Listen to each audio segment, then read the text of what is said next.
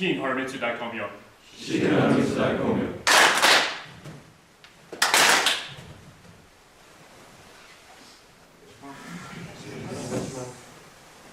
Well, again, thanks, Roger, for having me back. How many times have I come to Uppsala now? Four times now, so I've been coming to Sweden now since, I think, 2001, so I appreciate the support and all the familiar faces. Regarding this year, actually I was just talking about with Moss here, people have been around for a while. Soke's had, in the past, kind of more tangible, firmer kind of themes, if you will, of the year. It was at one point there were specific Ruha and then Ruha associated with a particular weapon, and then when I moved to Japan in 2000, that started transitioning more into kind of more philosophical ideas, and that's kind of gotten more and more intangible over my tenure in Japan, and I think looking back, prior to that as well, it's kind of moved from something more solid you can grasp onto, and it's gotten more and more kind of intangible. So this year is, even farther so. I mean, there hasn't really, the last couple of years, really been in my humble opinion, a firm theme. If there's been something kind of announced, whatever, in the last couple of years, honestly, by the middle of the, month and a half, it's kind of already disappeared, right? It's been kind of, I think Sophie's only kind of doing the same, and now at this point that people have an expectation, and he kind of throws something out there, and he does whatever he's going to do. But that being said, even going all the way back, I think, and then, Moss and I were just talking, basically, I think we've always been kind of doing this, whatever exactly this is. And the themes for me, my perspective on it, has only been a different way of looking at the same thing, right? Regardless of whatever the theme for the year is, the core essence of what we're really doing hasn't really changed, right? And for one hand, I can be a little bit like, whatever, but it's a little bit comforting for me, and it's kind of like in physics, right? We ideally want to understand the universe in a way that the rules apply here on the complete opposite side of the universe should be the same rules. Gravity should generally work the same, and light should travel at the same, maximum speed and all this kind of stuff. So it's kind of comforting, I think, in a certain way. So that being said, this year's theme, if you will, has been a bit of kind of, what is the pronunciation of this year? Shinjin, who knows the rest of it? Anyways, that is how much I care about it. It doesn't really matter. But it's basically the concept being that and it's something since I've been saying as long as I can remember, but not having the techniques and what you're doing be of you. It's not something that you're of your own desire, of your own intention. It's more of you're kind of being a vessel or a conduit to allow the natural thing to happen. Kind of almost getting out of the way to allow them to destroy themselves, if that makes sense, right? Not you getting in there and wrecking this guy. That's not really what we're doing here. So I want to kind of keep that basic kind of underlying concept of everything we're doing. And it's going to be tough because you're going to want to copy and you want to do, and I see, okay, I've got what they got here, I want to put the what they got on. But really, that kind of mentality is exactly what we're trying to get away from. It's the motegaku might be there, you can actually hold that, but don't actually use it, right? Don't force it on, that type of difference in mentality, right? Okay. So that being said, enough talking. Roger, you want to hop up here? And let's start with something we were just doing this past Tuesday night. Okay, just from a punch. Kind of just the idea of moving myself kind of into this space here, right? Okay? So I'm just kind of in here, moving, and just moving myself kind of in a very non-confrontational way into that kind of area. Right? I'm not letting him run into me, because if I'm too close and he runs into me, right, then my kamae gets disrupted, right? So what I do in the way, he's the one that's unbalancing himself. He doesn't get the resistance he expects, okay? All right, start with that. So don't go way out here, right, because there's too big of a gap between us. This is a little bit more of a little bit more linear. There is some circular motion for sure, but it's a little bit more linear than it might look initially. Secondly, there is a bit of a, what do you want to call it, a whirlwind or a vortex or something like that. So what I'm looking to do here is kind of be a little bit more in the center of that vortex, right? So if you have like a hurricane or a tornado, there's two safe places. You're away from it, or dead in the center of it, it's calm as well, right? So we kind of want to hit that point where in this one, I want to kind of get in the center where it's calm. Right? See how easily the guy just kind of getting whipped around the outside, right? And it's a very fine line, you know, especially when you got a bigger guy, and he's kind of coming at you. I've got to have that ability. Yeah, see how he's just kind of bouncing off there just to very gently and lightly allow him to kind of fly around there. That's one aspect. And the other thing is, again, I think you cannot, again, slow down just a little bit. I'm not going to be able to just instantly reach up here and grab something, right? Because that presupposes that I know what he's going to do. In reality, I don't know what he's going to do, right? So I think that probably the far safer thing to do, and what I'm always a big advocate of, is, again, kind of mind my own business. I want to maintain my own kamae, right? Not get jostled, not get my kamae broken. Then close second to that is I want to get something between us. I want some sort of shield, right? So in doing so, just slowly, I just want to get my shields up, right? See how I'm not really doing it yet? And then he almost starts to lean on me, right? Just naturally, he feels that, and he almost wants to lean on it. And as he starts to lean on it just a little bit, that's when I can kind of take that away from him. Then he kind of falls into a vacuum, if you will, right? You feel what I mean? Yes. Okay. So slow down a little bit, see if you can recreate that. I mean, sure, we need to be able to do it, you know, here and, you know, at a faster, more vigorous pace eventually. But until you get the individual pieces, it doesn't really make a lot of sense to go full bore at it, right? Slow it down and kind of check it point by point to make sure you're doing things properly. Then once you get that, start putting a little bit more pressure on it, speed it up a little bit, okay? Actually, can you do just that idea here, just keep this up here. Now, see how you're already kind of off balance a little bit, and then from there, right? So it's just kind of moving very lightly, very gently into that spot, right? Boom. Right? Am I doing much? No, almost nothing, right? Okay. All right, give that a try. Valid thing here. If I'm doing this, if I'm going right here, I'm right in the center of him, so it becomes, even though I've got a good position, I'm kind of confrontational, and it kind of blocks him from going where I need him to go, right? So here we've talked about this idea of shihodori, which again, can you just like stand in that square right there? So if we got this square, I'm in this square, he's in that square. See that X that's between us, right? If I go here, it's direct and it's confrontational. What I need to do is come a little closer to the X, right? I need to move along this line in one of these ways. I need to move myself here, along that line, or I need to move myself here, right? Or if he's got a hold of me, you know, something like that, I can move it along that line and see how he falls into the perfect spot. Or same thing here, moving along that line. See how that line, that's the shihodori, if you will. As soon as I do anything, grab again, in here, I'm pulling him on top of me, right? Can you see the difference? Or if I go here, it's directly confrontational, right? So with this punch now, it's the same thing. I'm not going directly at him. I either need to go here past him a little bit, or I need to go here past him a little bit, not straight into the center, right? So in this, I go here past him a little bit. So I talk about the idea maybe he's wearing a helmet, to be able to put my hand up into the back of the helmet there a little bit and grab a hold of that and take and grip, right? So that would be kind of the unprotected space if you had an armor and a helmet on. I'd be in there into here, taking that and, you know, and breaking his neck really, right? And then, bang, you know, just with the, sorry about that, with the knee, bang, you know, finishing off, just crushing him. Okay? So try that. Don't make it a direct. And it actually becomes more important with a guy like this, right? If I'm here and I'm only here, yeah, see, I'm okay, but see how it's jostling me, right, when I'm here? So I've got to let him kind of like slide past me just that little bit, right? So then it becomes non-confrontational. I don't get my kamae disrupted. You see the difference? It's very subtle, but it's a big, big difference. Okay? Make sense? Can you feel the difference? Absolutely. Can you verbalize it maybe? In Swedish Ja, det första är ju att jag helt enkelt går in i honom.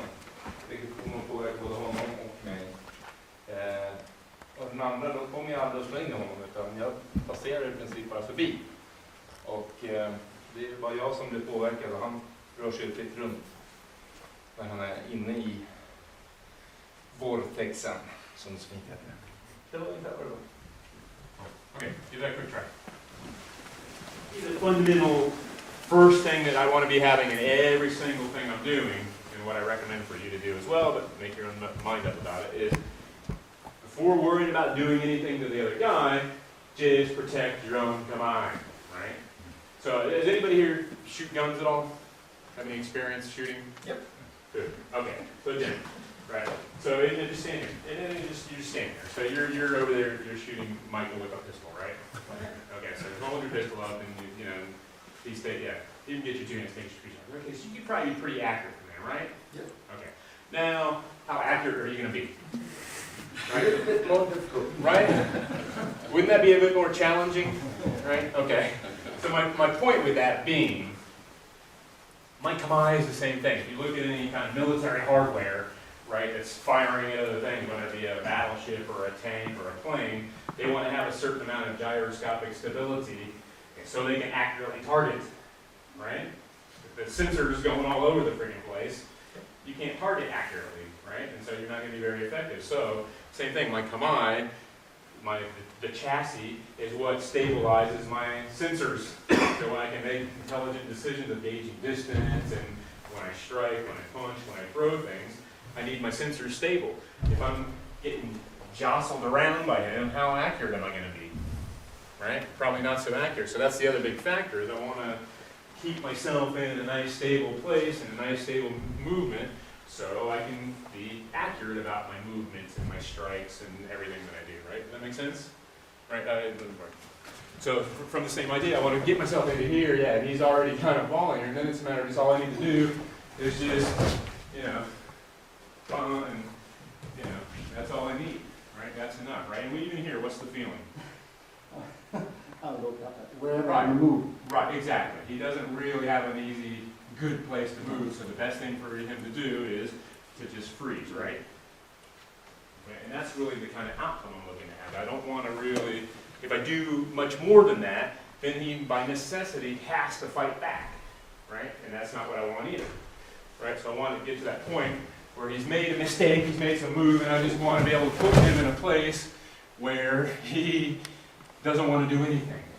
Now we're both safe, right?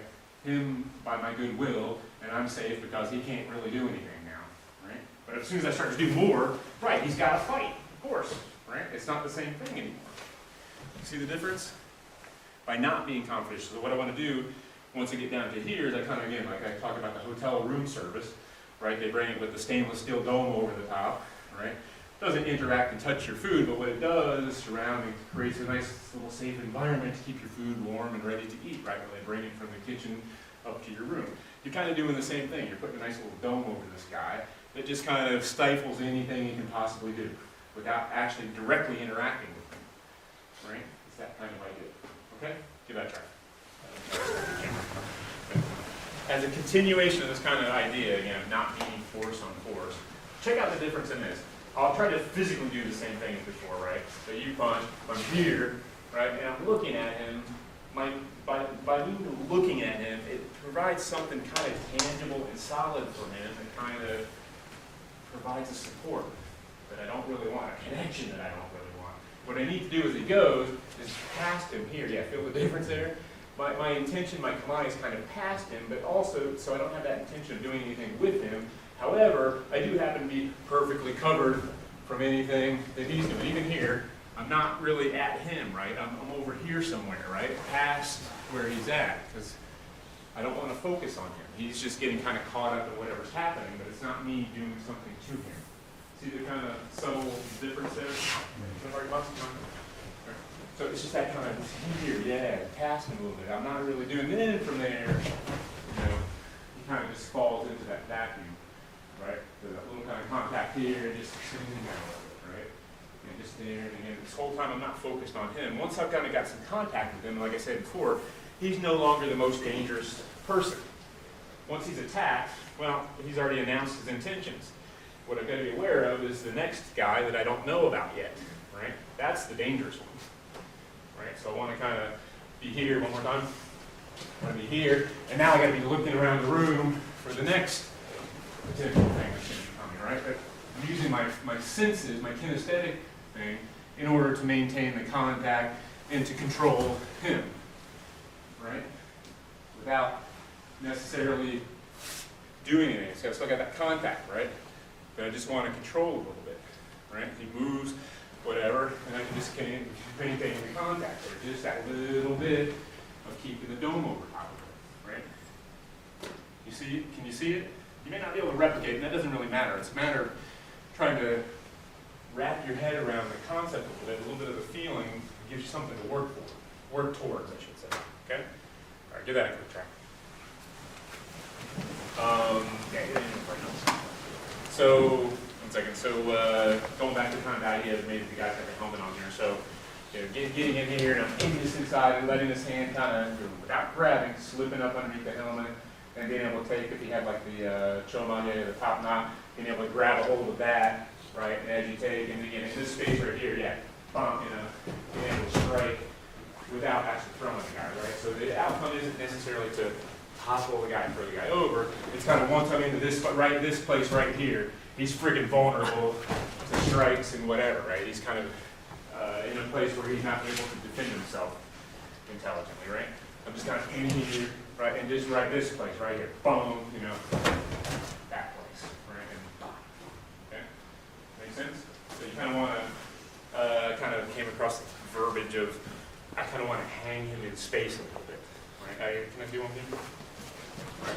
Kind of here, and I kind of want to hang that spot right there where he's just kind of floated a little bit, but he's very vulnerable to anything I want to do, right? He can't really do much to defend it, right? I'm kind of in his space. All right? Okay, try that. Don't worry about the throw. Try to get him, let me do one more. Get him just kind of where he's kind of hanging, yeah, kind of right there, hanging, right? He's on the edge of his balance. And in that moment, when he's hanging there, floating, that's when you can like kind of pop the balloon, so to speak. You can put the strike, you can put the whatever, you got a knife, you got shuko on, right? Same thing, right? I'm here, bring the shuko. I'm not necessarily even using the shuko yet, but I get him here. Now I'm going to use the shuko when he can't do anything about it. And rip right from there. Okay? Okay?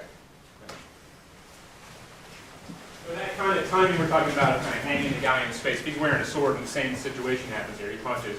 Right, I want to get this up into here. And again, as I move to here, now this is this place right here where it's easy for me to take the sword. Right? Now that would be a big difference than, in the incorrect way here. And the same thing happens. And I try to grab for the sword, yeah. Is it a different feeling? Yeah. Right, he's ready to defend that and try to do something to counter that, right? Because I'm got intention of doing something here. What I need to do is just have that patience, keep myself safe, and bring it in here. And in this moment here, there's almost nothing you can do about it, right? Because he's gotten to the point where all he's trying to do is just survive. He's just trying to maintain his own balance, keep himself safe. He's no longer got the ability or intent of doing anything to me, right? So I got to kind of almost ignore the swords there and go past it. And then from there, now it's out and, keeping that right on him. Where, again, in here, not cutting him, but putting it right in a place that any movement he makes, he cuts himself, right? So again, it's a little subtle philosophical difference there, but it's a big difference, right? Okay, so try that. Actually, let me do one with somebody else just real quick. Yeah, Jim, you want to try this out?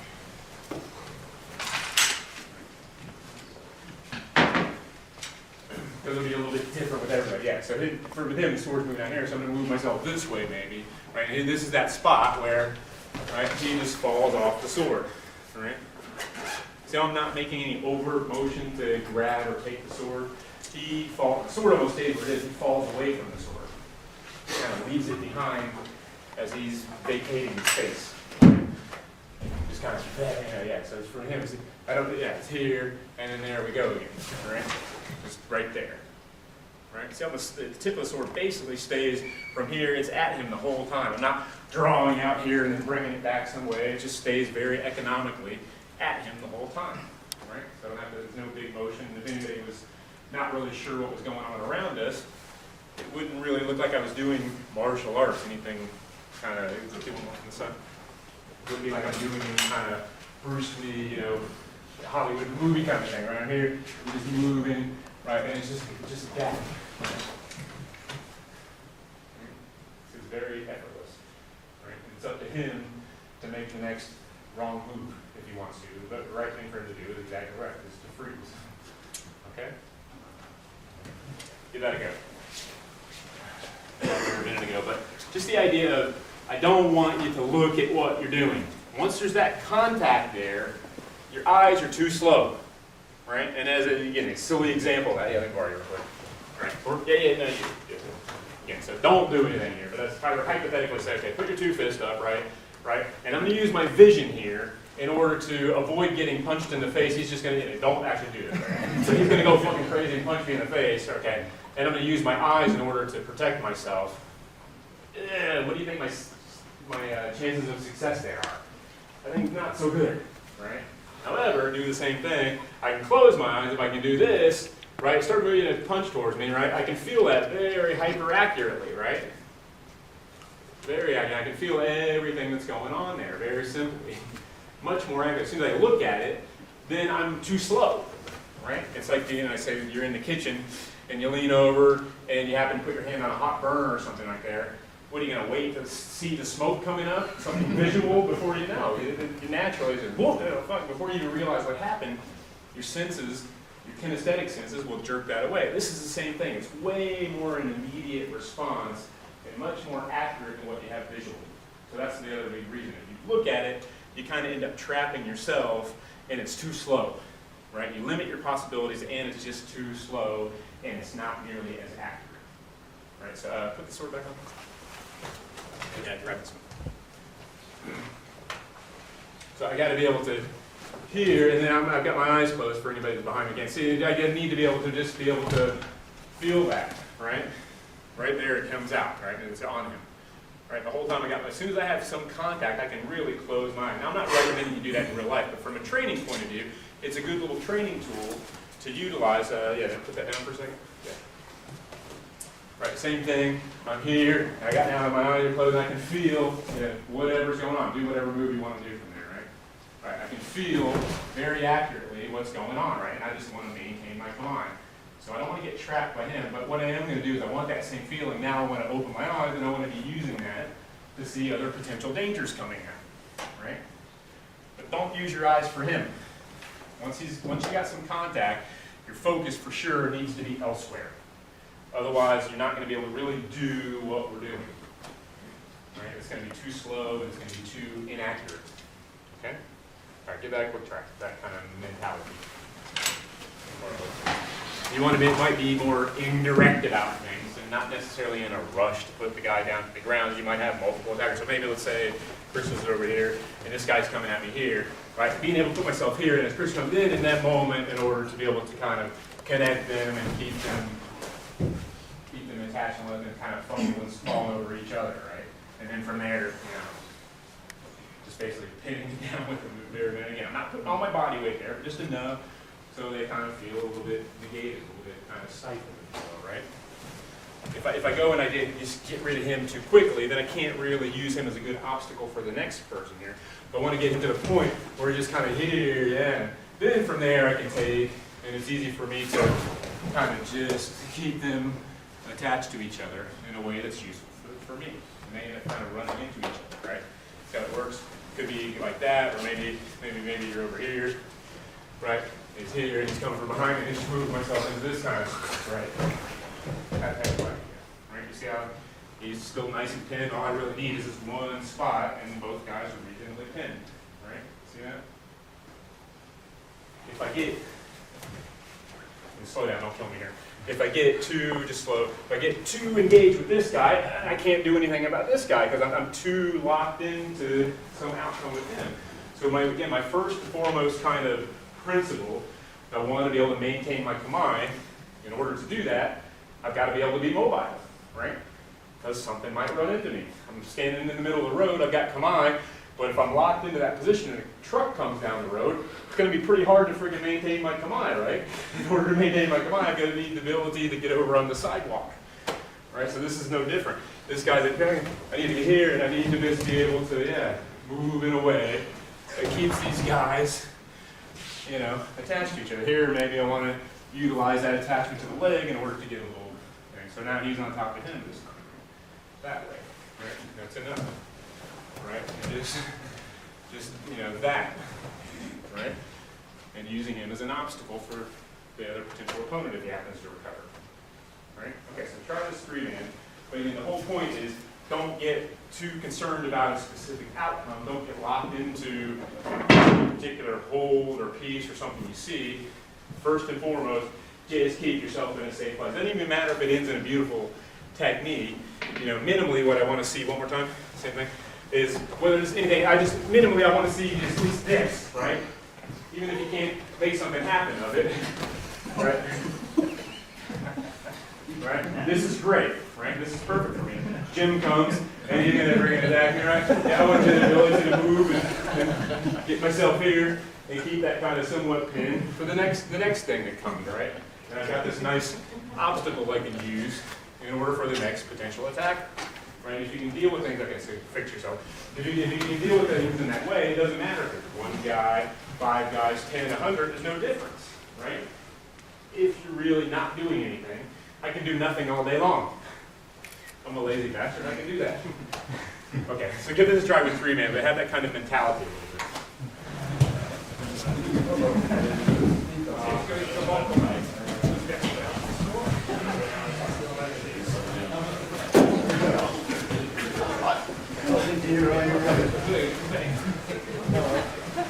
So if we were to kind of, obviously the opening and everything is really where all the magic happens. You don't have that part, then the rest doesn't work too well.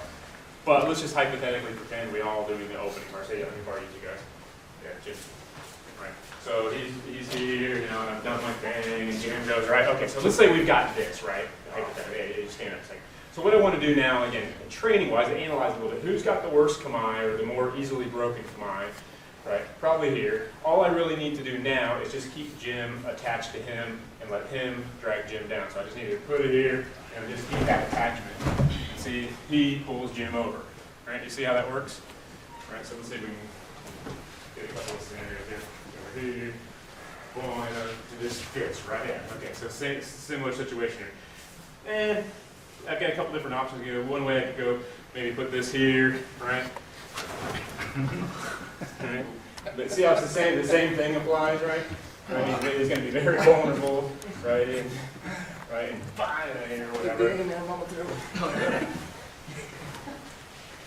So I don't. So in a certain sense, I'm never I'm never fighting, perhaps, but also I never have to look at it as fighting 2 guys. It's just always this kind of one guy, and he happens to do his thing, right? And I just need to maintain, yeah, that happens to come, that's fine, right? And then it's just a matter of keeping it, right, until, right? And that was actually a good scenario, right? So that's still the same rule applied, right? Jim picked him up, he had balance, all I had to do was just a minor trip to Jim, and they both go, right? You see that? This is the same thing, right? So give that a try. If you get to that spot where you kind of, let me just borrow you, don't have to do anything here. Just come in here. Stick an arm out, stick an arm out. You kind of get stuck, and you're like, what do I do from here? Well, I need to kind of analyze the stop and think, okay, well, from where I'm at, probably he's more easily reachable. Maybe I can just a little bit, okay, there now I've got my ability to keep these guys dragged down, right? Okay, see how that works? Okay, so try throw that in here, make sure it works.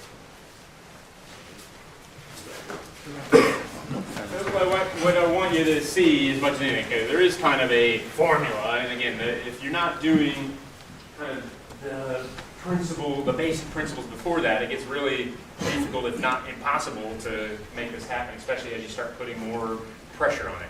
2 attackers, 3 attackers, they come faster, they resist, whatever. You know, if I'm, just slowly here. So if I'm breaking my kami, right, and then this another guy freaking comes right here, it's like, I'm kind of screwed here, right? I'm in a bad situation, and maybe I'm going to survive, but yeah, even if they're just going to fall on me, I'm going to be in trouble, right? You see that? Now, if I'm going to suddenly apply my principles here, then I'm going to basically get myself into here, right? And I can still disappear out of it, right? But that makes it a lot more of an iffy game than if I were to, ideally, keep my kami and my principles and not be attached to these guys whatsoever just from the get-go. See how that's a much safer proposition, right? And I've still got the ability to deal with other attackers. The first one I did, maybe I'm going to survive, maybe I'm not. I'm certain that one other guy jumps in the mix, I'm screwed. Right here, you know, number one and first and foremost, before I worry about doing anything to them, I got to take care of myself. I got to keep myself in a safe place. And again, I said, it doesn't matter if it ends up in a no technique thing. It's just a matter of this. This is fine. Doesn't have to end in something beautiful, right? This is good, and then I can deal with, whatever from there, right? But first and foremost, get yourself in that. Keep yourself. I don't say get yourself. Keep yourself in a safe place from start to finish. Any point during the thing, if you're not in a safe place, you're not doing this. You're not really doing it, right? That's your number one priority, is maintain your kamae, and part and parcel of that is always being in a safe place. Okay? Okay, so let's mix it up here now. Let's same idea, just want to try to move myself over here, but this time taking a little bit more with the other hand, right? This one he kept it kind of tight, so I didn't do anything with it. I didn't want to force it, right?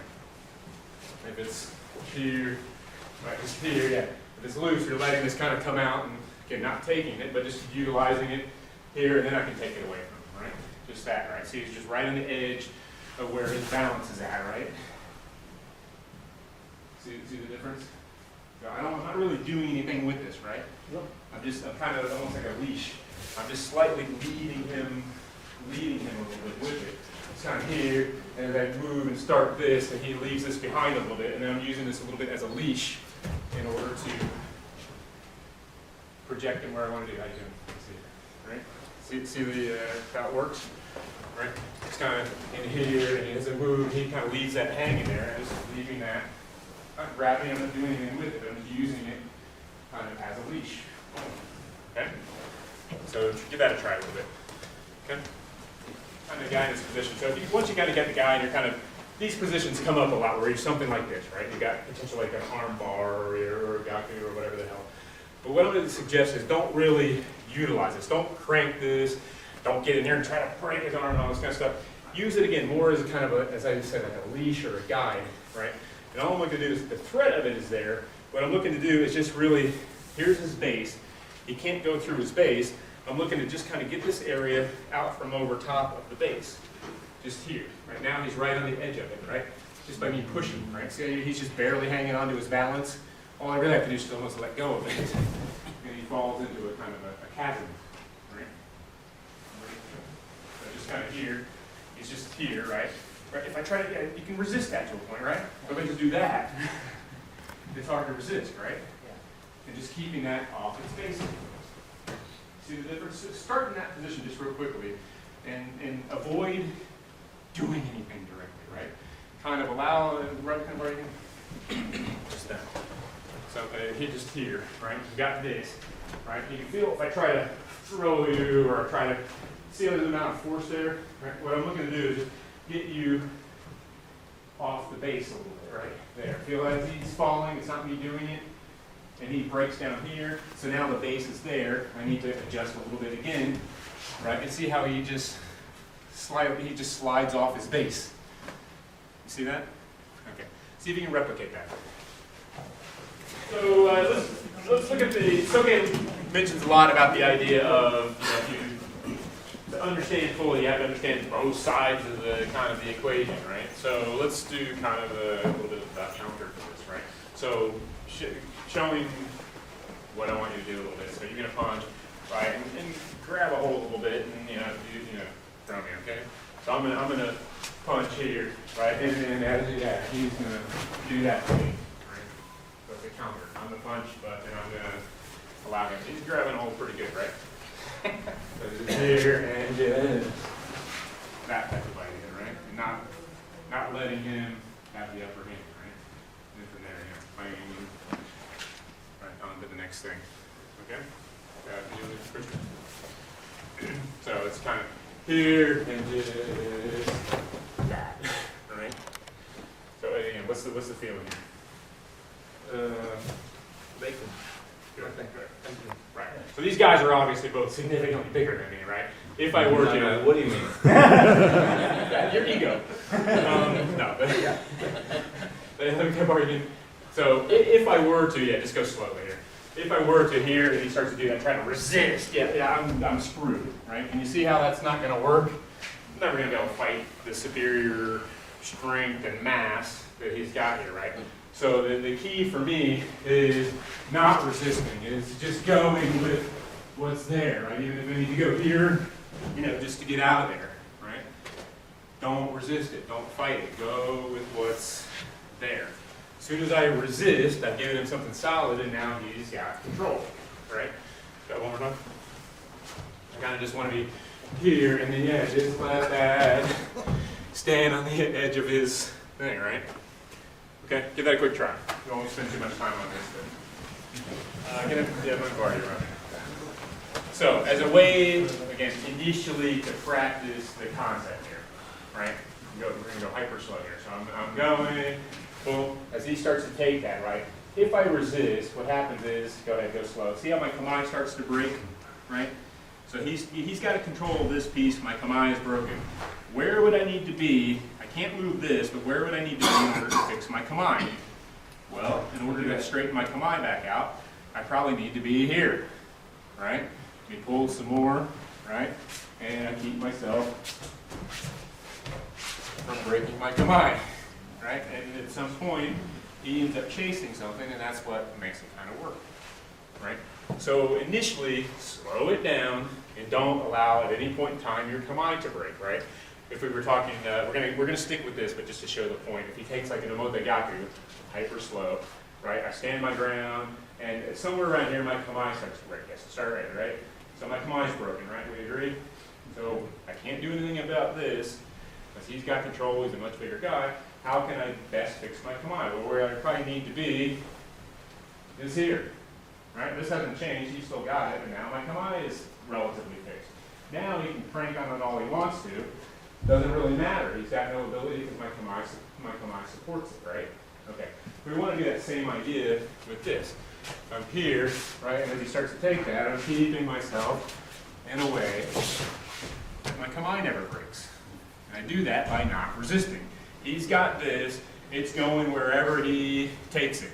What I can do is move everything else to keep it supported, keep it in line, and maintain the structure, right? And in doing so, now I'm not resisting anymore, right? One more time. So I'm kind of here, and it's just out, right? Boom. Right?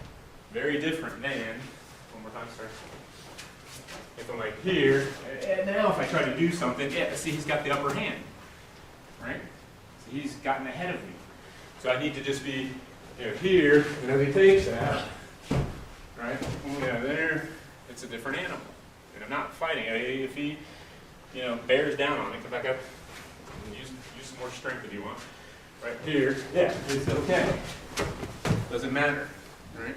I'm not fighting that. The strength becomes irrelevant, right? And from here, again, I'm still got myself in a position where I'm not stuck. I can just easily get out here, and I'm away, right? I don't want to get too wrapped up. Okay, so try it with that mentality a little bit. And don't worry about doing a technique to him. First and foremost, maintain your kamae. Okay? Okay. If you understand physics and, let's say two planets or two masses orbiting around each other, right? Let's hypothetically say they're roughly of equal mass, but it really doesn't really matter. If I stay here, and just go slowly. If I'm here, boom, and you start to do your thing, and I stay at a distance, yeah, it gets to the point where my feet can't keep up, and I'm going to go down because I'm staying out too far, right? So the centripetal motion gets carried away. So what I need to do here is get myself, as it starts to do that, get myself on the inside and put him on the outside of the circle. See what I'm doing there? So I become the center point where before I was on the outside and I'm getting flung out into space here. What I want to do is supplant that center and let him get flung out into space. Right here, when he starts to do it, I get myself into the inside, and now he's the guy that's gone. Yeah, if he still pulls, it's okay. I'm gonna go ahead and get out of there, but he's still stuck on the ground, right? And I'm not stuck into the situation. See the difference? Can you feel the difference? Okay, give that a try.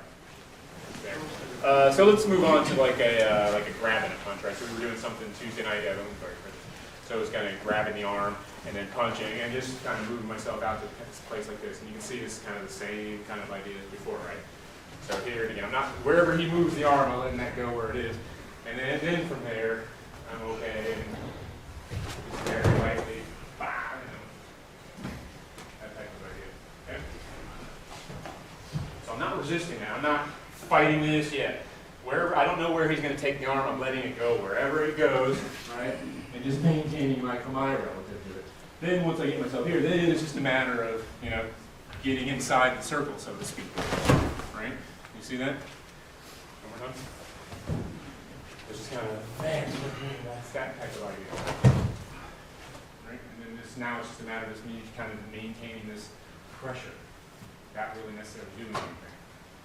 Okay? It's kind of a stick, pushing it back, right?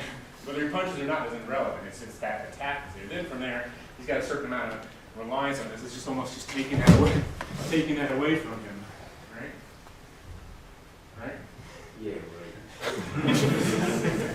So I'm not really doing anything. He gets himself. So as long as I'm not actively doing anything with an idea of doing a specific technique, all I'm really kind of doing, my mentality is keep myself in a safe place, and I want to be able to, you know, fuinki yomu. I want to be able to read the environment, right? And in doing so, then I can make intelligent decisions about where to be and what to do, right? But if I have my own decisions and mindset made up beforehand, I'm kind of stuck. And it probably overwhelmingly isn't going to really fit the situation. What I'm looking to do is much more zen. I'm kind of mind my own business, take stock of what's going on around me, and then make intelligent decisions based upon that. And try to just keep myself in a safe place, right? So in doing here, so when I feel I'm here, right, he's got a certain amount of tightness on that, and then all I need to do, he doesn't even, usually isn't even aware of it, I'll be aware of it beforehand, and then I just need to drift that away from him, right? I just need to, and again, it's what we were talking about here, when the guy leans on me, can I borrow you real quick?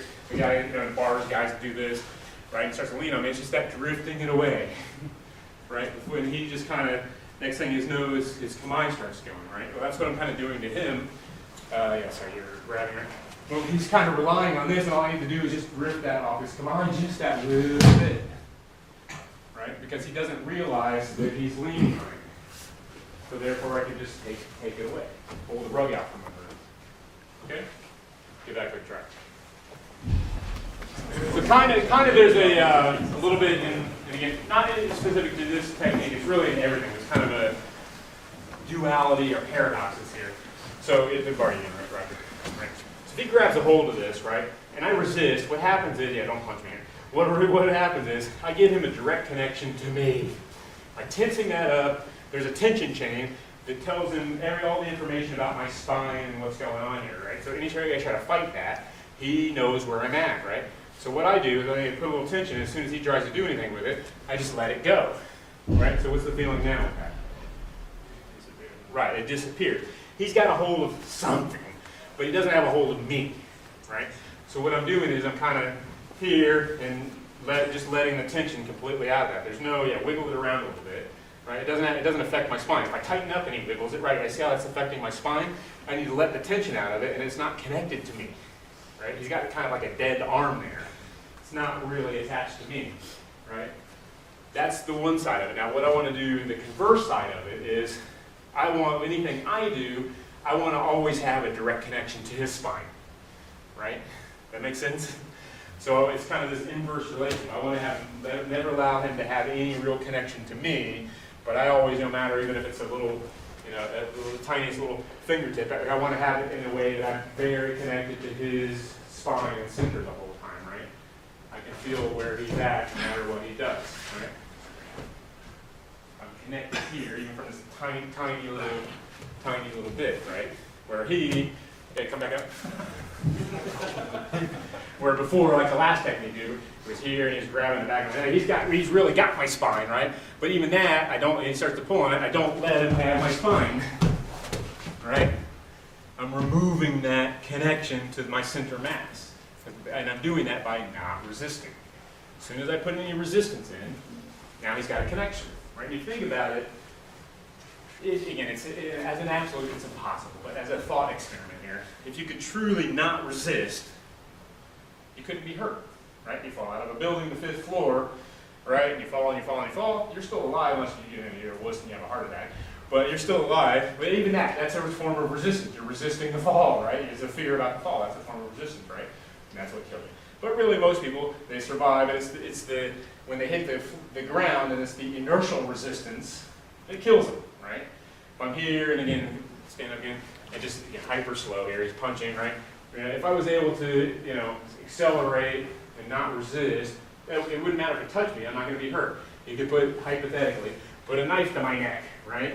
And again, if I can move perfectly with the knife with no resistance, it can't cut me, right? Would you agree? I'm not saying going out and trying, right? But as basic physics and basic thought experiment, not resisting, you're basically impervious, right? It's the resistance that kills you, right? So we're trying to get to the point where he's grabbing, right? I got that, and then he does this thing, and he'll let go of that resistance, right? And then from there, now his command starts relying on it. Then I need to shore that up, and here again, he starts relying on that, and I just need to drop it out of the way there, right?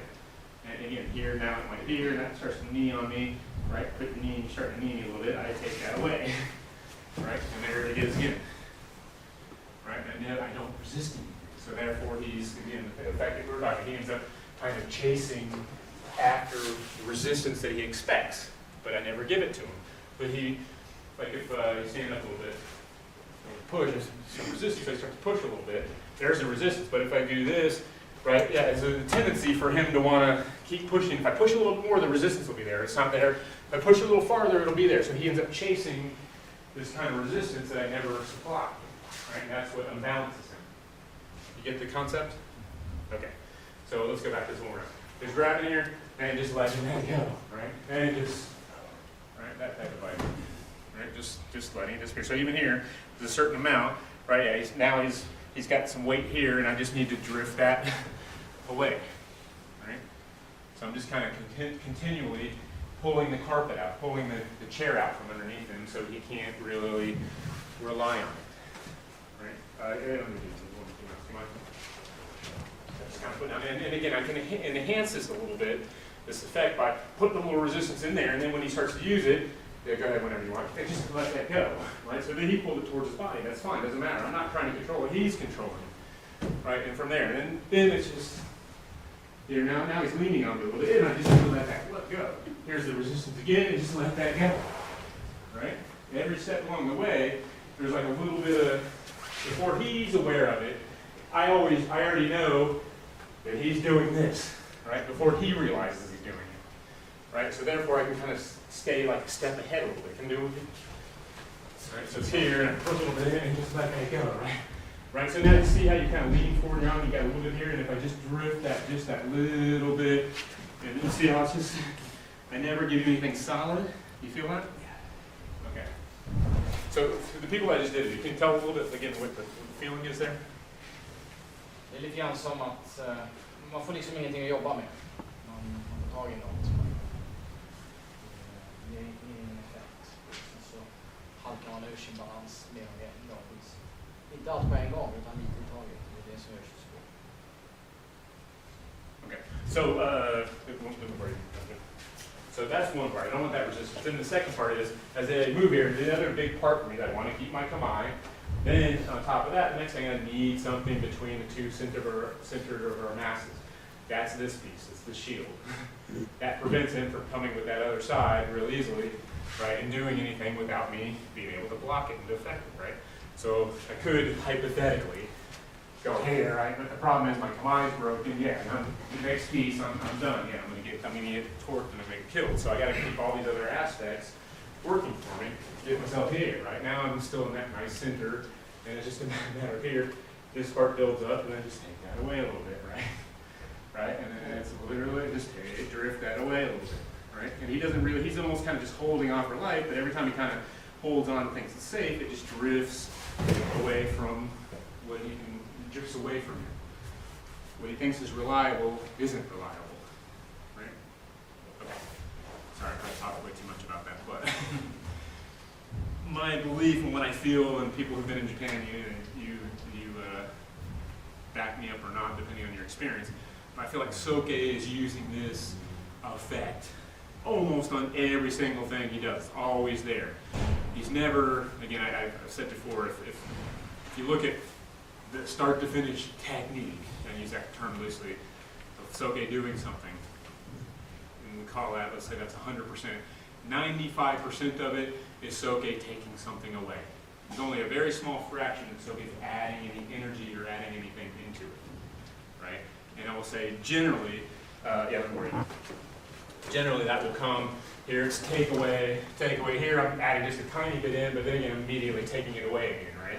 So it's only maybe here where I get the guy to the point where, yeah, he can do nothing. Now, maybe I add something in there, right, and put a little bit of something on myself, maybe.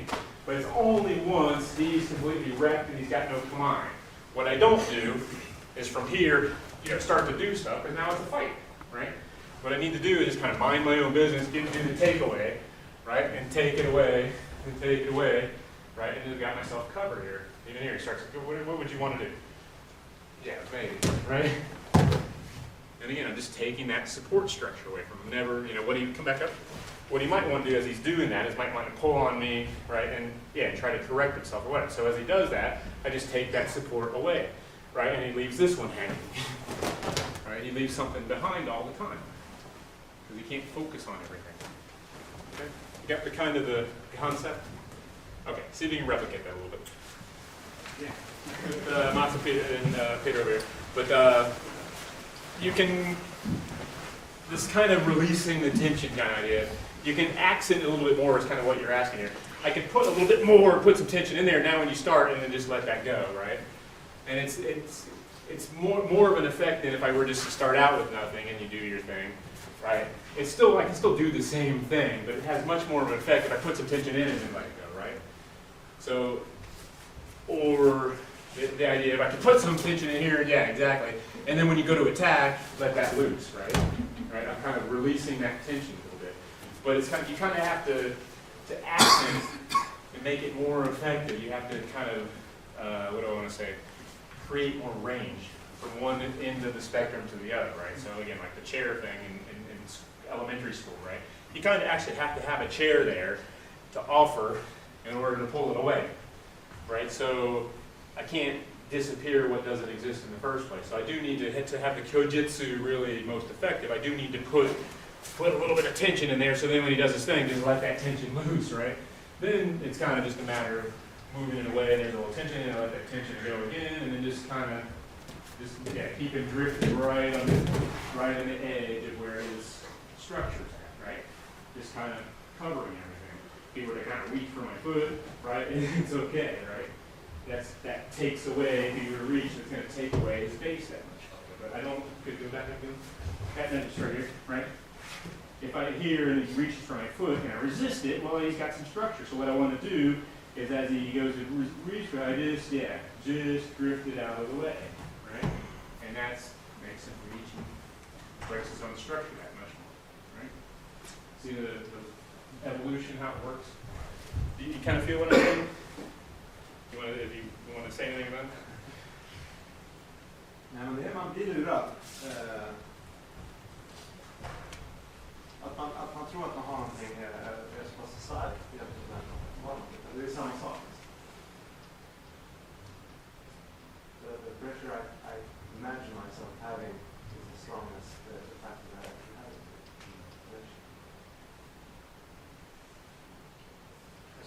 Did you say something about timing?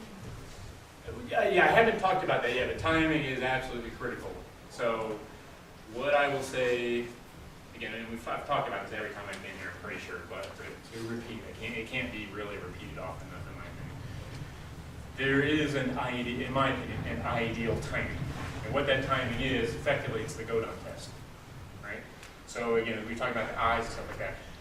If something's happening, whether, Christopher's just pulling a weapon out, getting ready to shoot me. If it's by the time I've seen him start, it's too late, right? And the example here where the guy's got his two fists up, right?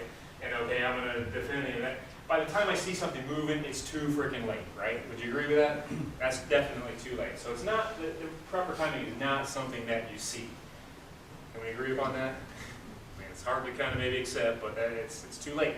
Eyes too slow. The visual processing is too slow. So really, what is the right timing? In my opinion, the perfect timing, and it's never going to be perfect, but the perfect timing would be at that point when he makes the decision, he makes a commitment here, right? And that's going to be before he actually even physically starts moving. There's going to be something here, he's got to have his brain make the thing, and then the neurons fire, and then action starts, right? Well, but really the right timing for me is that exact instant synchronization when he makes the decision, whether he's moved yet or not. Okay, that would be the perfect time. So now, it's never going to be perfect. So now that you get into this thing, okay, if we're going to err to one side or the other, is it better to be a little too late, or is it better to be a little too early? What do you guys think? You're too late is too freaking late, right? So if you're too late, then you're going to be rushed. You're probably going to have to break your own command. There's going to be all kinds of price. So it's probably better if, again, if you watch Sensei, overwhelmingly, he's either going to be right on time or he's going to be a little bit early, which is kind of what I did with the couple when I was just screwing around with you guys over here.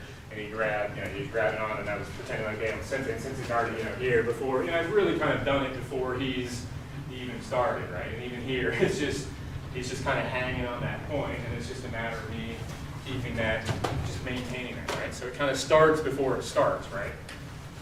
And I've referenced before, again, for some of us been training back from the mid and even early 80s, I think some of the people in the room, at that time my concept was, okay, can I have a very this hyper slow punch, right? I know, hyper slow. It was like, wait, and then I create the effect at the last second, the punch is literally right here, and that's when I move. But I think if you were honest with each other, as we start dialing up his speed a little bit more, that was never going to work in a million years, right? To make the point again, he fires a bullet at me. What am I, freaking Neo? I'm going to wait, and the bullet's coming and coming and coming. No, fuck, it's insane, right? So what I have to do, he's got a holstered gun, and he's going to draw me. It's that point there. I can't. By the time the bullet's out of the gun, it's too freaking late, right? I've got to, when he decides, I've got to be moving. Right? I've got to be taking action, getting myself into a safe place. Otherwise, it's too late, right? So I'm going to say, recommend, do not move late and quick. What I see Soke always doing is moving early and slow, right? Early and smooth. Smooth is slow, but smooth is fast, if that makes sense. So slow is smooth and smooth is fast. Let me say it that way, right? So that's what avoids all this kind of herky-jerky motion, and it's much easier for me to maintain my command and go back to grab here. I'm here and I'm already freaking moving. It's easy for me to maintain my command very easy because, well, I'm moving early. I'm not waiting around for anything to happen, right? I'm in control. Kind of get the mentality a little bit there and the feeling, right? Okay, so I think we're going to do a lunch break here real quickly. So this may be a good place to take a break, give you some food for thought, and then actually some food for your belly here at the same time. Jumping back to some stuff we were doing Tuesday night, we were doing like a guy was like a 2-punch kind of attack, and just kind of moving myself in here and taking this around this way, right? Okay, just that type of idea. Here, just moving this around kind of in this way. Right. Just kind of that type of idea. Right? So again, here, won't get myself in here again. Feel that there, and then letting him kind of fall into that vacuum. If that's there he is. Now you're leaning on that again, and again, it's just a matter of drifting that away. All right. So how much is that really torquing you were doing? Like what? How much is really torquing you or throwing you? Nothing. Almost nothing. Right? Yeah. It may look like that, but there's nothing there really. And then from there again, just letting that go as a natural movement. Okay. One more time. Here, pull, right, and this, right, and then moving in, here's the floating up, right. I could use this, but I'm not really going to use this, and just move to there, okay? Okay, try that. People in the work. I'm seeing it, just hold on a second, I'm seeing a few people kind of doing, I'm exaggerating a little bit, doing this kind of idea, where slowly, they're here, and they're almost, right, see I'm almost like grabbing for the arm, right? So do that to me. I'm here, and right. So you're going to be screwed if you're reacting to the punches, reaching for a punch. It may or may not be there. So I'm going to say that's probably not a good thing to do. Don't, or see people just like throw one punch and they're doing this, right? I don't think that's going to hold up. As he's more and more intense, he starts throwing fakes. I think that's not going to freaking work. It's not going to be a very reliable thing. What I want to see you do is just get a shield up, right? So I'm not reacting to anything he's doing. My shield's up and it just stays up, right? One more time. My shield's up and it just stays up, right? I'm not reacting to punches. So now throw a fake in there, right? My shield's up, right? It doesn't matter if he fakes or not, right? Then when he stops, I can do my next thing. So what I want to have to make the point, here's my shield, right? Get my shield up, keep my shield up, right? If I start moving all around here, there's a chance something can sneak through. I don't want to, slow down. I don't want to over here, now I'm open and oh, it's too late, right? What I want to do, ideally, is get my shield up and keep my shield up, right? You see how that's technically, strategically, tactically a better plan, right? So now I just want to do the same thing with my elbows. See how that's the same thing, right? I'm not reacting and dealing with individual punches. I'm just keeping this between our two center masses. Simple, right? So just get there. Then from there, once it's stopped, then I can move and take and do whatever. Okay? I have that basic idea. Just get your shield up, keep yourself moving, and keep the shield in the right place. Don't move the shield. Okay?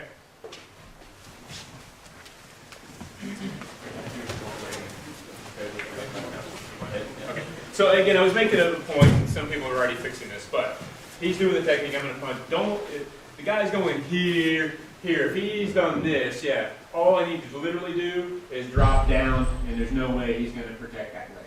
Right? Now, he may be the better ground fighter, he's going to choke me out and whatever, but the problem is, for that moment, he's stuck on the ground. And maybe I've got friends, Moss is going to come on, and he's going to crack him in the head with a brick. Right? So, even if you're the better ground fighter, I don't encourage you to spend a lot of time on the ground. It's too limiting, right?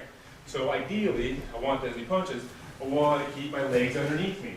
Is it easy to shoot for my legs? Can you shoot for my legs easily?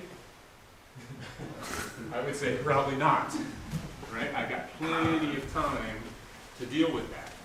If I were to now feel this, right? Same thing. Here and here. Yeah, it's right there. Right? Can everybody in the room see it?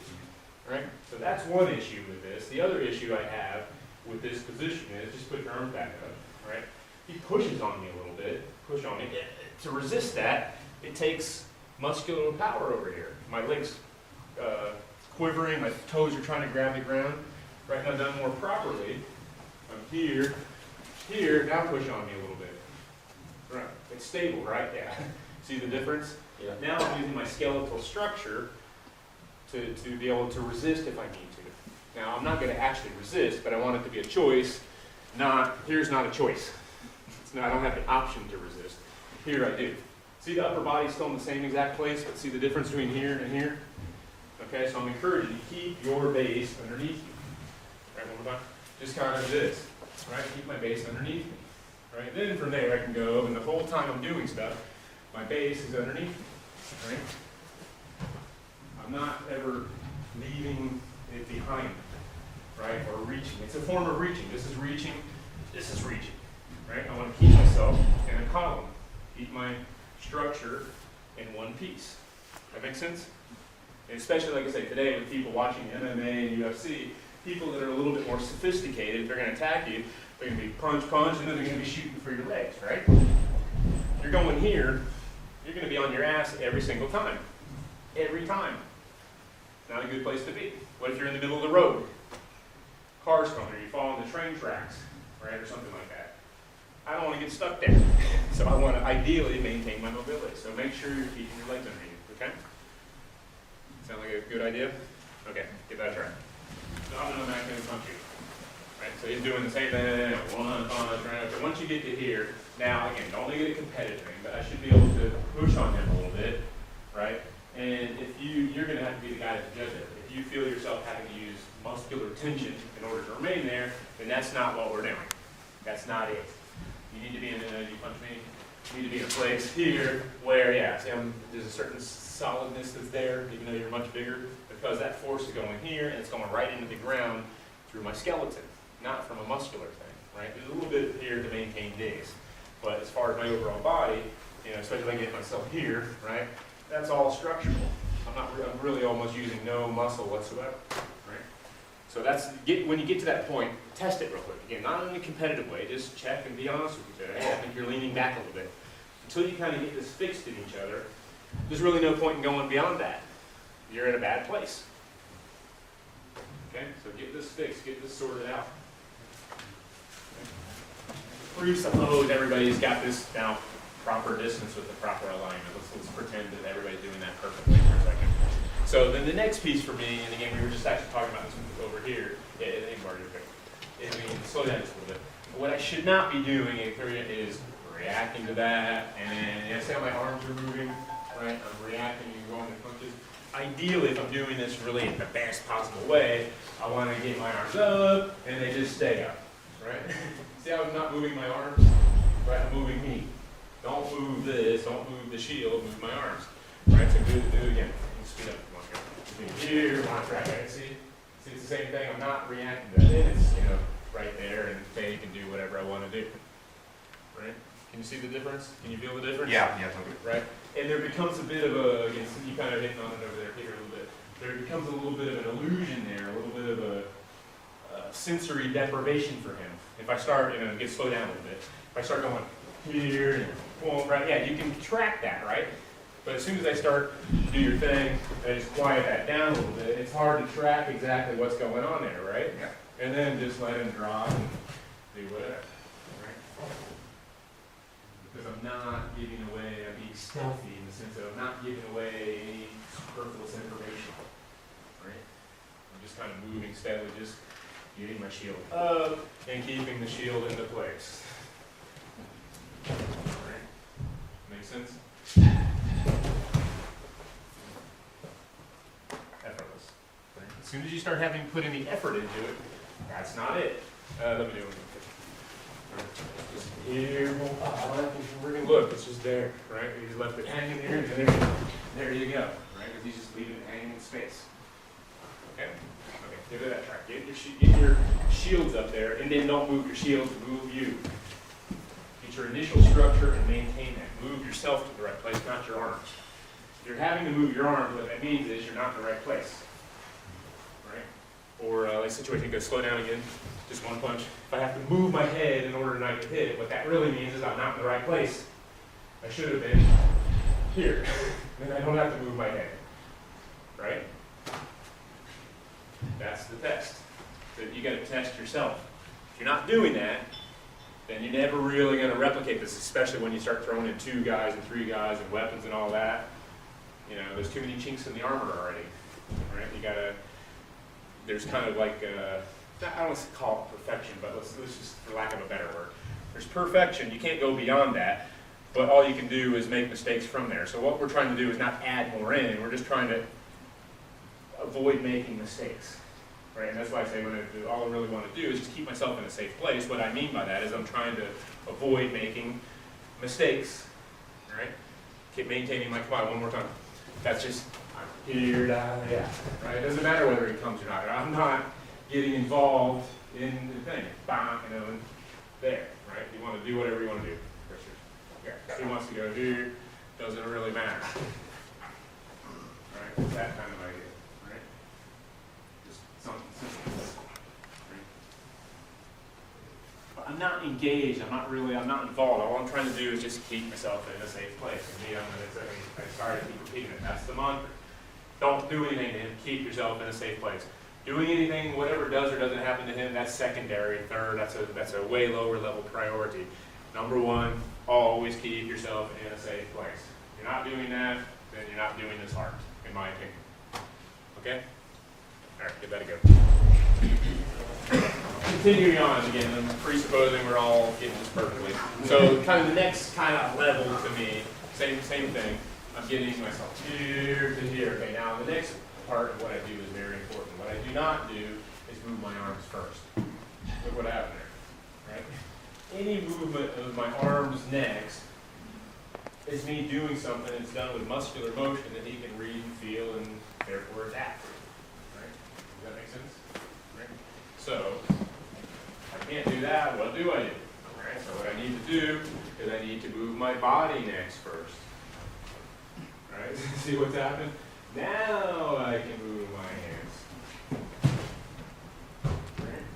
So once you kind of have your, again, for lack of a better words, initial structure, I'm going to maintain that structure right? So let's slow down. So I've got my initial structure, I maintain that structure, right? Now the next thing, again, I want to still maintain that structure. I don't want to move my arms next.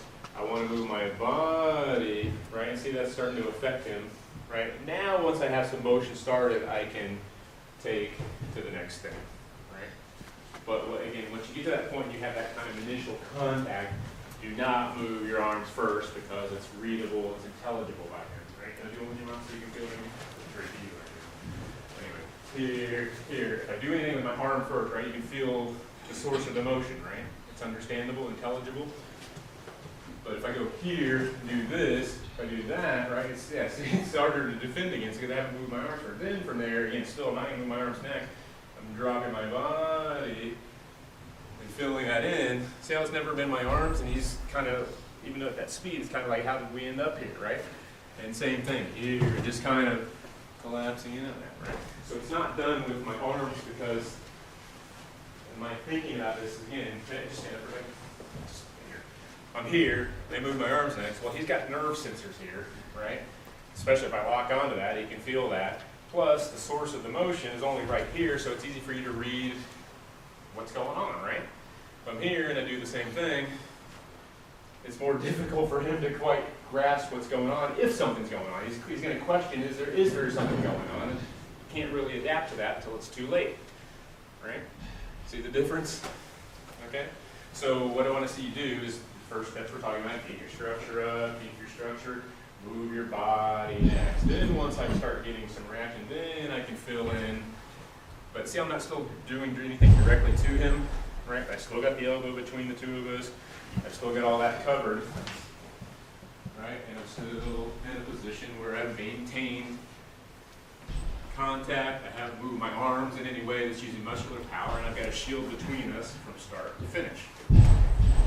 Therefore, increasing my safety, maintaining a certain margin of safety. Okay, does that make sense, conceptually at least? Okay, and again, I would encourage you as you're going through here, slow down and try to, be asking yourself more importantly than, and if you're training with somebody, we're friends in here, let your partner know, hey, right now, I can feel your arms moving, you can feel me, right? I'm using muscular power, that's not it, right? But dude, hey, hold on, I feel your power and I feel your muscle in here, right? We need to give each other feedback to help speed the learning process for each other, okay? All right, go for it. Again. Thank you, sir. So real quickly, again, just with this idea of kind of going back to the shield a little bit, right? If you're serving in a police force or military or whatever, a lot of people will be wearing bulletproof vests, right? Now, if you're wearing a bulletproof vest, and it's a proven, it works, it's been shown time and time again that it stops a particular round, whatever, he's got a 39mm, let's say hypothetically, and he shoots me. Is it a smart idea, even though I know it works, to take the frickin' shot in the chest? It's probably not a smart idea. I would probably prefer to avoid that if I can, right? Well, my shield up here is the same friggin' thing, right? I want to get it up there in case I make a mistake on my distance and it has to take the impact. But ideally, while number one, I want to protect myself, a close second is I also want to protect my shield, right? Same thing when we got a bulletproof vest on, okay, and I let him take the shot, boom, he shoots me in the chest, right? Maybe it's going to take two, but if he starts hitting the same place a couple of times, it's going to eventually, the vest is going to give way, it's going to, what's the word? It's going to be breached, right? And a round's going to get through, and I'm going to get killed, right? So shield's the same thing. I don't want to have it taking impact after impact after. Eventually, the shield's going to be damaged, right? So a form of me building in safety is I want to protect the shield as well, right? So yeah, can I run just quickly? So I don't necessarily want to just go slow. I don't want to don't let it get hit, don't let it get hit, because at some point the shield's going to break, right? Probably what would be better is if, again, if I can get it up here, right, and never let the shield get really actually take any impact, that's a way to protect it, right? And then now if I do make a mistake and the next one comes, yeah, I'm okay because the shield's there, right? Potentially. See that? And now when again, it went through the fucking shield. That's why I want to be in the right place, otherwise it's going to take my head off, right? I want the shield there, but also I've got to still be in the right place. So now without this, the same thing applies. I don't want to take the impact right, because at some point, my arms might have to give way or get bruised or get sore or whatever, so I want to protect those as well. I want to be here, I want to be there, right? So I'm ready to deal with the next thing, right? I'm still able to deal with it, right? See the idea? So I want to protect myself, number one, but also I want to protect the shield. Don't let the shield get hit. The other part that's important to me, the shield gets hit, what's going to happen, at some level, that's going to get, what's the word I'm it's going to get, the longer I live in Japan, the less I can speak English. It's terrible. It's going to get, it's going to affect my kamae, right? Because I'm connected to that shield. That shield takes an impact at some level. That's going to get reflected in my kamae, right? So the chance that shield gets hit, it's going to break my kamae in some way, shape, or form. So that's the other reason I want to protect the shield. I don't want to let it take an impact, right? Because then now I've lost my accuracy, right? So again, this is kind of all these kind of things I'm throwing out to you. There's layer upon layer of why this is probably, so far what I found, a better way of doing things, a healthier, building in safety margin on safety margin here. So don't do that. So now going back to kind of, with that in mind, going back to kind of an idea here. Here, get yourself here. I'm going to hit that and then move to here, right? Right. So just a down. So what I'm not going to do is go down here because there's a problem, right? Right. So I want to just get like Billy. I want to get down to there and then okay, right? See the difference? So I'm still maintaining a certain sort of shield. I'm just kind of here, hit myself here, and then boom, boom, that type of idea, right? The shield's there the entire time, right? Can you do much from below there? Right, so he's just in a bad spot. My hands are free. If I had a sword on, it'd be easy for me to take a sword here, right, and draw a sword, you can see. Right, let me have a sword. The drawable one, very preferable. This one? Yeah. Alright, so same idea. Again, I want to be here, right? I forgot what I did here. Here, boom, and I want to get myself into this place. Anybody can grab hold of it, go ahead and grab it, right? It's okay, it doesn't matter, right? Right, that type of idea, right? So don't resist that. Right? See how kind of the pieces fit together, right? Is that making sense for you? Yeah. Okay. Looks easy. What's that? Looks easy. Yeah. But at the end of the day, it really should be because it's getting kind of like one of these things that one of my teachers way the hell back said. It kind of like it's simple as a flower, right? It is, and it is very simple, but in a very different way, it's a very complex thing. It's like it's easy to make kind of. There's a million and one things that are going to pull you away from maintaining perfection, so to speak, and encourage you to make mistakes. Your desires, your ego, just bad habits, whatever. There's a million and one things that are going to make you have mistakes. So all we're doing, again, is not adding more in. It's just, again, one more time. It's just that idea of just maintaining, boom, just there, right?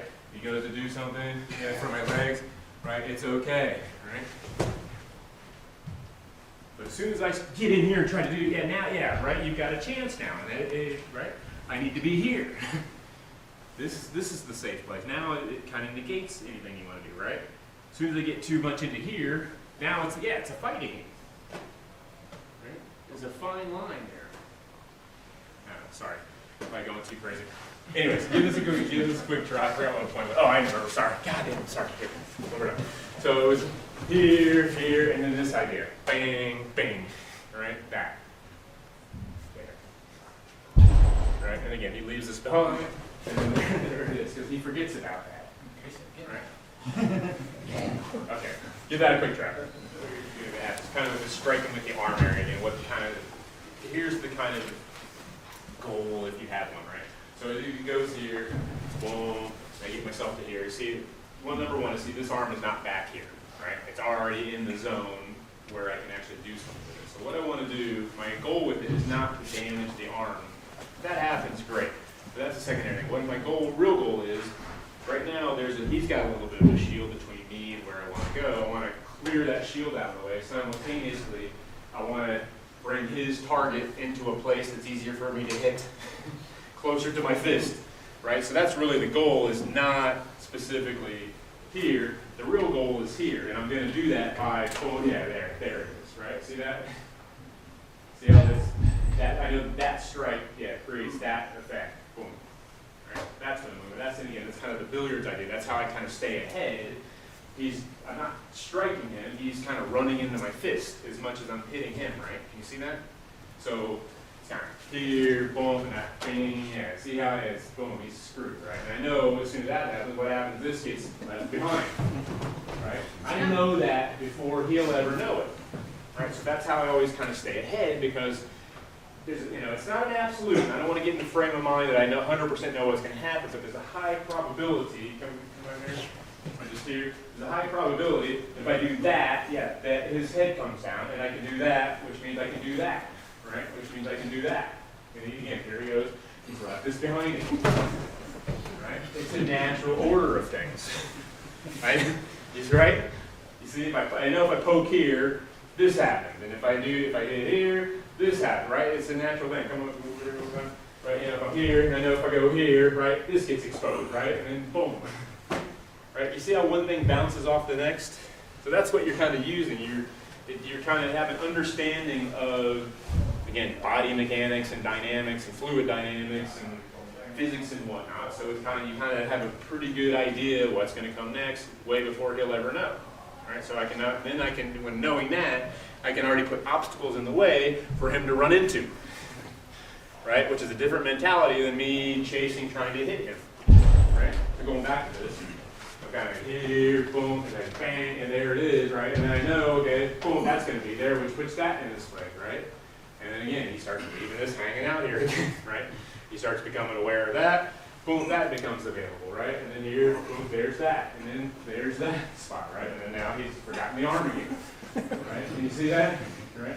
Starts leaning on that, and I just take that away, right? And that's vulnerable, right? He gets concerned about that. So just one piece naturally flows from the next. And as I'm the guy kind of controlling the stimulus a little bit, I have pretty high probability of understanding what the response is going to be, and therefore, again, I can stay ahead and put kind of obstacles in the way. If I know, you know, I've got a house and I know the one main way in that's most attractive through the front door, I can put some caltrops in the floor, you know, and turn the lights out, and he's probably going to walk on the caltrops and hurt his feet, right? You're just putting obstacles in the way and allowing him to hurt himself. Okay, make sense? You see how it works? And again, this is something Soke's doing pretty much every single time. All these pieces I'm mentioning from my perspective, he's doing all of these pieces all of the time, almost every time. And that's where it starts looking like magic. Like, holy crap, how does this happen? It's not. It's just all these pieces put together. Start appearing like, whoa, wow, you know, how that, you know, but it's not. It's just fundamentals, good basics, all done simultaneous. It's nothing, we can all do this, right? Nothing in here that's beyond your ability. It's not some superhuman feat. It's just maintaining and utilizing the principles and using them to your benefit. Okay, give this a quick try. Playing around a little bit. Right, so the same kind of idea. The other nice benefit from this is the same thing. You're going to hit this up here is the idea that I got this here, so it makes it difficult for him to see this, right? He can't, it's attention up there. Boom, and then it starts that, and then it's easy for me to take and follow to the next thing. And there's nothing there, but there potentially could be, right? Right? And in doing so, that's what allows me to move to the next thing again. So how much am I torquing the arm? No, but the threat of it is there. And he needs to kind of protect himself. I can get that stimulation and lead him to the next place, right? Lead him off his base, right? So what I want to see you do now, again, same idea, same principle. I'm here, getting this up here, right? Lifting this a little bit so he gets about that, and then boom, I've got the ability to do some sort of strike down here or even down into the area here, and then I can be up and take, okay? Right? See the flow?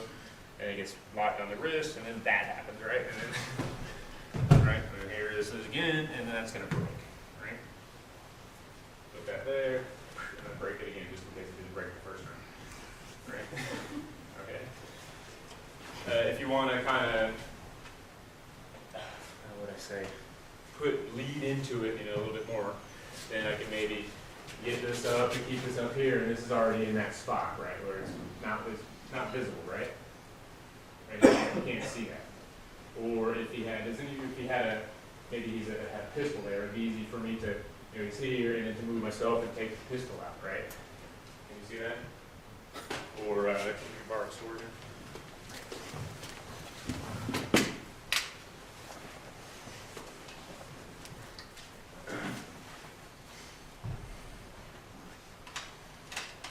I'm utilizing this stuff here in order to get his attention up into here. Yeah, if he wants to cover, that's fine. Then I'm going to just basically put it into here, right? And then I can take this way, right? Sorry about that. Right? That type of idea, right? And you were covering it pretty well there, right? And I don't know, it's the whole key here, and that was a nice thing too. I've encouraged Roger to challenge me a little bit, to be a little bit more tricky and whatever, and that's good, because as soon as I have a preconceived idea of I'm trying to do X, then I'm going to be screwed when he covers the thing like that. Well, that's not what I intended to do. Don't cover this over. Okay, come around. Right? Or to do something like this and lift this up a little bit so he didn't see that and take the sword. That's what I initially intended to do, but then he covered the sword, right? But then I needed to go to something else, right? And then I can take and screw, right? So that's where it's important not to get into any fixed idea, right? Yeah, go ahead and snap that out if you want to. Right? That's where it's important not to have too much of a fixed idea of what you're trying to accomplish. Really, I got to do is keep myself in a safe place. If I start going for something, then it becomes bait, and I put myself in a bad position potentially. He can lure me into something bad, right? So that's where this kind of whole kind of mentality comes into it. Or put the sword on. Right, same scenario. You lift this up, and then it's just there, right? It's that, and maybe you can just matter of putting it here, right, and then right, just laying on it. That's all I need right there. Doesn't take a lot. Just laying on it from there, and bop, slap on the head. Okay. You see the kind of holistic. I almost did this. Okay, there. So okay, put this thing in backwards and move down the road. So can you see kind of the holistic way? It doesn't really matter what happens as long as I've got the fundamental principles of just maintaining my command, just kind of minding my own business, keeping myself in a safe place. It almost becomes irrelevant what he does. Really, that's what I'm doing. I'm hedging my bets. I'm keeping a kind of a safety margin in there. I'm not taking risks. Right? Not putting myself out there. Okay, so give this a try. Maybe have you or the other guy put a sword on and see what happens there. Kind of jumping back a couple steps. This position where I'm talking about where your feet are still, your base is still underneath you, right? And you're not here. There's kind of sometimes like a little bit of what I would say like a coiled up spring kind of feeling. There's a potential energy there. And both these guys are actually doing it really well. Do you mind both showing it just sort of that kind of stuff? There, right? Can you see how Christers could really, potentially, if he wanted to, he could really launch an immense amount of energy that way, right? If he really wanted to, right? That's what I'm talking about. It's very different than him being here. It's not really, he's halfway to falling. That position he's in there, he's got potential that he can do something, and he's all covered, his base is underneath him. He's got a very strategical and tactical, positive position and command and everything there. Roger's doing the same thing. You want to show Roger? Right. See how he's kind of got that bit of he's able to kind of, if he needed to, he could really blast on, almost like a Superman takeoff. He can really, and it would be through and out of there. Right? That's kind of the position I want to see you guys get yourself to. If there's a safety of your distance, a guard, but also there's a potential energy there, right? So in getting there. It's there, it's like, whoa, yeah, you feel that? And what's nice about it, he can feel that potential energy, so I can just take it away from him, right? Because I have the potential to launch, it makes the fact of me taking away that much more devastating. You get that? You see the balance, and counterbalance there, right? So one more time, like here, and I can really pull that, because I can really freaking do a pretty good line. All I got to do is just take that away, and he's almost like falling into a vacuum, right? Now, if I was, come on, one more time. If I was here, it doesn't have the same effect. Can you see how that's not going to do it? Right? Different, this is why I'm kind of being such a stickler on this come on, and being at the right place and keeping your base underneath you. Without that, you got nothing, right? You're a one-trick pony. You really, you might survive the first one, but the second and third thing, you're done, right? I think doing this way really doesn't matter, honestly, what strike he throws out or how many he throws out. It's really irrelevant. As long as I'm maintaining kind of that distance with my guard there and keeping my base underneath me and keeping mobile, not getting attached, not reacting to individual strikes, doesn't matter. All I gotta do is be patient, patient, patient until he makes a mistake, and then I fill that spot. Right? That's really what's going on there. I wait until he overextends himself, then all I gotta do is just cover it. Right? It's very simple. I mean, it's easier said than done, because a lot of us have a lot of bad habits and a lot of programming to overcome. But really, fundamentally, that's all there really is. Right? It's very simple. Right?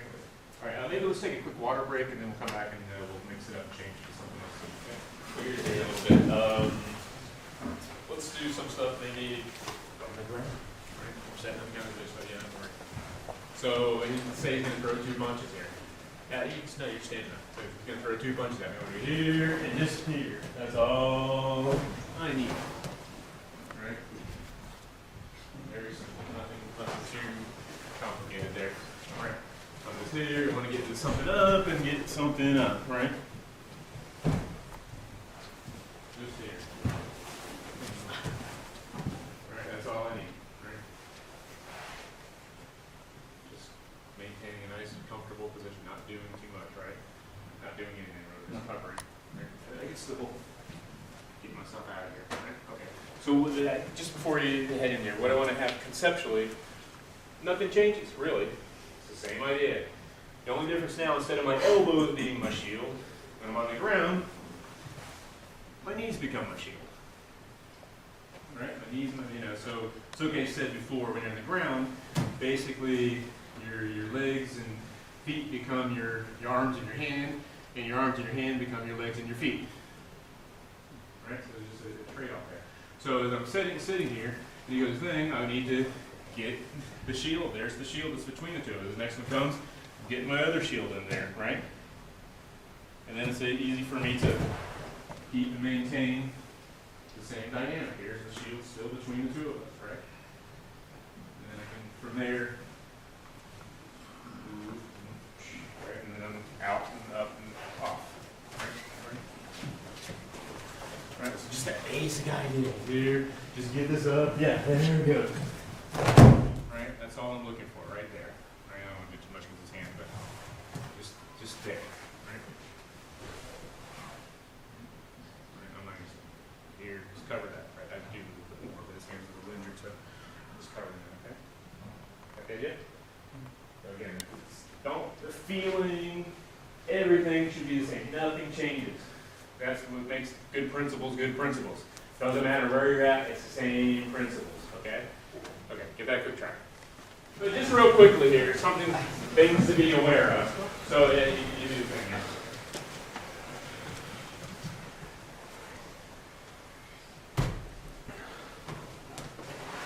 Okay, nice, beautiful, right? Nothing technically wrong. The problem with that is this. Fuck, right? He's great with him, but now he's basically kind of lost his mobility. He's locked into a particular situation. So again, I think it's important to be able to do this, to understand that, to the arm bar and all this kind of thing. But let's say so you can hop over here and be the guy now. So we're here. I need to be able to again here, boom, and here, and be able to deal with the next guy, right? As soon as I get locked into some arm bar over there, I'm going to have troubles dealing with that guy, right? You see the problem? Right? Now, I didn't know what the hell I was going to do there, but I know what the principles are. I want to keep my shields between myself and the other guy that's coming there, right? It doesn't matter if it ends free. That's really irrelevant, right? It doesn't matter if it's a technique or not. So if I want to make this technique, let's put you over here. It makes it slightly easier for me for a moment, right? And then we'll put you back over there. So yeah, maybe I'm here, and then as he comes, there's the way to take these two guys out, right? As a possibility, right? So the same rules apply. Or, same thing, yeah, maybe he's over here. I'm here, and then maybe I want to go this way, right? And allow the guy to go this way. Still the same thing, right? Effectively. Right? See that? Okay. So the point I want to make is, again, as long as you're following the principles, doesn't really matter. It's irrelevant what the attack is, how many attackers there are, whatever. It's irrelevant. Right? Just keep yourself safe. Don't worry about the technique. And there's a time and place to practice. Okay, I'm going to make my motogaku better. I'm going to make whatever. There's time for that. But I'm saying at the level we're training right here today in this, that's not what this is about. It's just it's a matter of okay, it's just a matter of okay, keep myself in a safe place. All right. Simple. Right? If I need to extricate myself out of here, I can do that without getting all crazy. It's easy for me to get up and cover and get myself into a safe place. Right? And I've still got that nice combine relative to him the whole time. All the way through from start to finish, I've got a good combine and I've good protection on the known attacker. Right? Can you see that? Hopefully, if I'm doing what I'm doing correctly, everything the whole time I'm here, any point in time, from start to finish, it should always be that. There should never be a point where, stand a second, where I'm here, you know, yeah, just let it go. And okay, I got him in the thing, but the problem here is, again, I can't deal with another attacker because I'm stuck. Right, yeah, maybe he's going to die, but the problem is I'm going to die too. That's not a good, I'm not willing to make that trade-off. Right? If you want to do that, God bless you, but that's not that, I'm not doing that. Right? Far more important to me is to keep myself safe. Whatever does or doesn't happen to him, that's not my problem. That's not my deal. All right, so give this another go. If you want, throw another attacker in here if you want. Okay? Perfect. Yeah. Remember a minute ago, when we go back to the 2 punches thing, just slow. Remember a minute ago when I was here and I got that other punch covered already? You see that? I don't have to move my arms. Right? You know what I'm talking about? Yes, no, maybe? Yes. Okay, let's see one more time. Right? Here, that other punch is already covered. Okay, well on the ground, it's the same thing. I'm here. When he goes, I don't want to get, I'm here. Yeah, see how this is too open, it's too wide, it's not really in the right place. So as he goes, I need to get this here. Yeah, now it's covered. Right? That's the Shihodori line. Right? I've got to not deal with the first punch, I've got to deal with the thing that comes after that much more importantly. Right? You see that? Okay. So be aware of that when you're on the ground here. You know, that just kind of follows the basic idea. I want to keep my knees between us and just stop after the first punch. I'm here, well the knee isn't really between the two of us. Can you see that? That needs to be here. Right now it's much more between our masses. Right, and then I'm okay. Right? See that? Right, and I don't even have to go that way. It can just be here. Right. Okay. Give that a go. So part of this again, I was just kind of microanalyzing a little bit, so yeah, just stand up again first. So when he's doing this, I don't want to go here, because it's too far away yet, and I've lost my mobility, I've lost the potential thing. So I'm here, up, and here, right? And then this comes here. See, there's this potential here, right? Of course, but much more importantly, is what's the difference is, I've got both knees in between the two of us. It doesn't take anything for me to allow him to kind of roll over that. I'm not supporting him. I don't want to have to support him. He's a heavy guy, right? But he naturally has to kind of go over the top. And it's somewhat analogous to what I was saying, if we're on the ground here, like here, there's this type of position, which is not so bad. Okay, he's in my guard or whatever. What I'm doing is a little bit more analogous to the butterfly guard, right? So I've still got that here. If he kind of leans forward on top of me, it's hard for him to maintain a position for him to base out on top of me, right? So I'm trying to do that same thing with this technique because I don't want to let him, I don't want to let him get into here because, I got problems, right? This is not going to end well for me, right? So I've got to maintain that kind of butterfly guard type of thing, whereas here, see how he could try to lay his weight on me, he can't. It's not possible, right?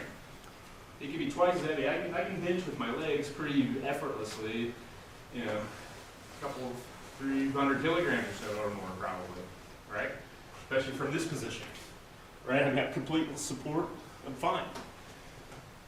But I'm not, the reality is I'm not actually going to have it. I don't even have to bother to support his weight. I just need to put it there to guide him past me, right? But what I don't want to do is let him inside my space. Right? Once he gets past that, then, okay, now we're like chest to chest, and now we're back to jujitsu, right? Which isn't bad. You should be good at that. You should, if you haven't done and spent some time rolling around on the ground with a big heavy dude on top of you, you should do it, because it's not if you haven't had that experience, it's a bit uncomfortable, right? You know, have a dude like, you know, one of these guys freaking mount you, it's not fun, right? It's a bit panicky if you don't know how to freaking deal with it, right? You don't have that experience, so I encourage you to get that, but we're trying to avoid getting into that bad place, right? Okay, so one last time. So something else that was nice that he was doing. Oh, chin chin. Okay, yeah, okay, yeah, Jim. So something else that was nice that you can do is he's here and he goes to do the punch. It's just this. Right, yeah, change it there. Then when he goes, he's got to go a little bit more for that, and then it's here, right? And if he doesn't go, that's okay, right? We're all right. And I can wait for the next thing. Right? It's okay. Right? But the thing is, you can still take distance, right? See it all the time in MMA, right? I can still take distance, right? So don't take that out of your equation either. But within the parameters of this, I'm here and I'm staying close because I want that punch to come. Then there we are, right? Okay. And it becomes pretty effortless every time, right? Okay. Give that a quick try, kind of keeping those concepts in mind a little bit, and then once or twice more, and then I think Roger and these guys want to take maybe a group photo. Okay? Okay, give that a go.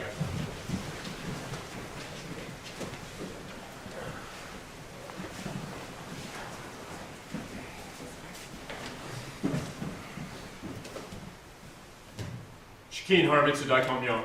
Shikin Harmitsu Daikomyo.